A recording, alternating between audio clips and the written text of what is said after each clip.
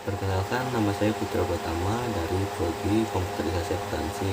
Di sini saya sedang mengerjakan tugas video tentang bisnis digital yang saya minati. Pertama-tama saya akan menjelaskan tentang revolusi industri 4.0. Uh, apa itu revolusi industri 4.0? Seperti yang kita ketahui tentang revolusi industri 4.0 yang sedang kita hadapi saat ini, meskipun masih dalam tahap proses pembenahan, tetapi dampaknya sudah kita rasakan. Industri 4.0 sendiri adalah tren utama di dunia industri yang menggabungkan teknologi otomatisasi dengan teknologi cyber. Tren tersebut telah mengubah pola pikir dan kehidupan manusia di berbagai bidang, termasuk bisnis digital. Selanjutnya saya akan memperkenalkan bisnis dropship. Apa itu bisnis dropship? Bisnis dropship adalah model bisnis yang mempertemukan pembeli dan supplier melalui pihak ketiga, yang bisa disebut dropshipper. Si dropshipper itu melakukan promosi produk dari supplier. Ketika ada transaksi pembelian, supplier akan mengirimkan barang ke pembeli atas nama dropshipper. Adapun keuntungan dari bisnis dropshipper yaitu keuntungan pertama adalah tanpa modal. Kedua itu bisnisnya fleksibel. Ketiga, banyak pilihan produk. Ada juga tantangan dari bisnis ini, yaitu pertama-tama kita harus memilih supplier. Kedua, keuntungannya tuh terbatas. Ketiga, membangun reputasi. Selanjutnya tentang mengetahui definisi dropshipper. Dropshipper itu adalah orang yang menjalankan bisnis dropship. Sebagai dropshipper, kita tidak perlu lagi memikirkan produksi dan pengiriman barang. Tugas dropshipper adalah mengembangkan bisnis itu sendiri. Cara-cara memulai bisnis dropshipper adalah: satu, melakukan survei ke supplier. Memilih supplier adalah pekerjaan yang gampang-gampang susah. Perlu ketelitian dan kesabaran untuk menentukan supplier yang pas. Kedua, yaitu menentukan marketplace. Untuk menjadi dropshipper sendiri, cara termudah adalah dengan berjualan melalui marketplace online seperti Shopee, Tokopedia, dan Bukalapak. Karena marketplace online itu sendiri sudah memiliki basis pelanggan yang jelas. Selain itu, ada juga berbagai promo setiap bulannya yang bisa membantu bisnis kita ditemukan dan dilihat oleh pelanggan.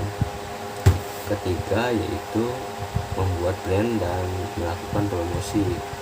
Tentu, membuat brand adalah investasi untuk mendapatkan pelanggan. Dengan tampilan profesional dan meyakinkan, tentu saja reputasi semakin meningkat dalam jangka panjang bisa meraup keuntungan lebih. Selanjutnya, ide tentang bisnis dropship yang menguntungkan menurut saya, yaitu pertama adalah bisnis kosmetik dan skincare.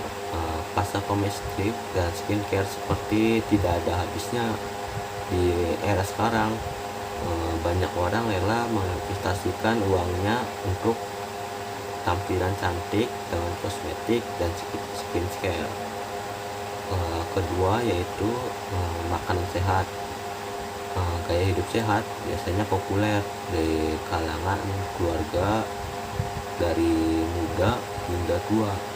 Seiring dengan metabolisme tubuh yang melemah, mereka dengan sadar memilih produk-produk sehat untuk dikonsumsi.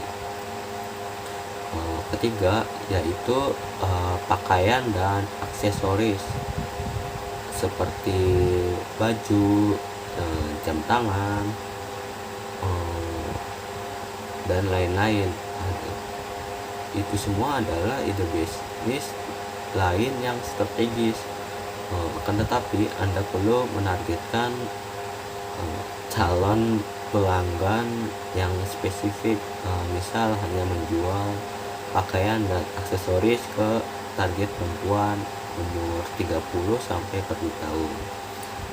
Keempat yaitu bisnis aksesoris gadget. Aksesoris gadget merupakan ide bisnis dropship yang juga strategis karena penggunaannya yang spesifik dan materialnya bisa dipastikan. Dan juga banyak orang membeli aksesoris secara online daripada di toko offline. Kelima yaitu kelengkapan produk rumah tangga seperti piring, dekorasi rumah, alat memasak juga tak luput dari potensi dropshipping. Karena biasanya produk seperti ini diproduksi secara massal. Anda juga perlu cermat mencari supplier yang menawarkan harga miring. Oke, selanjutnya yaitu progres bisnis dropship yang ingin saya kembangkan. Yang pertama adalah melakukan riset awal. Kenapa sih harus melakukan riset awal? Tujuannya yaitu mencari produk yang paling banyak diminati oleh pasar. Selain itu juga riset awal juga memetakan kompetitor yang menjual produk yang sama. Selain itu juga riset awal juga digunakan untuk menentukan supplier yang tepat. Dan yang kedua yaitu memilih produk. Ada beberapa cara yang bisa kamu lakukan untuk memilih produk. Yang pertama yaitu memilih produk yang kamu minati, sehingga kamu akan jauh lebih mengerti tentang produk tersebut dan berbagai target pasar dan kebutuhan lainnya. Selain itu, pilih yang banyak orang minati. Hal ini agar bisnis dropshipmu memberikan peluang yang sangat besar. Ketiga yaitu membuat toko online. Apabila ingin memiliki toko yang sukses di masa depan, maka buatlah toko online agar bisnis semakin berkembang, apalagi toko online memiliki market yang besar. Keempat yaitu memiliki strategi marketing yang strategis. Memasukkan produk dengan strategi adalah melakukan strategi pemasaran yang sesuai dengan tepatnya. Setiap platform itu memiliki pasar yang berbeda-beda. Dan yang kelima terakhir yaitu menyusun jadwal dan evaluasi. Menyusun jadwal hingga evaluasi di setiap platform yang sudah memiliki data masing-masing seperti Google, Facebook, dan lain-lain. Dalam evaluasi juga kita bisa mengetahui dari mana pelanggan itu tahu tentang produk yang kita jual, sehingga platform tersebut dapat dikerjakan dengan baik. Intinya model bisnis dropship itu jauh lebih fleksibel dan minim modal. Kalau Anda menginginkan uang lebih dari internet tanpa resiko tinggi, dropship adalah opsi pertama yang bisa dicoba. Demikian yang dapat saya jelaskan tentang bisnis dropship. Tentunya masih banyak kekurangan dan mohon maaf apabila ada kesalahan kata dan kalimat yang tidak jelas. Atas perhatiannya saya ucapkan terima kasih.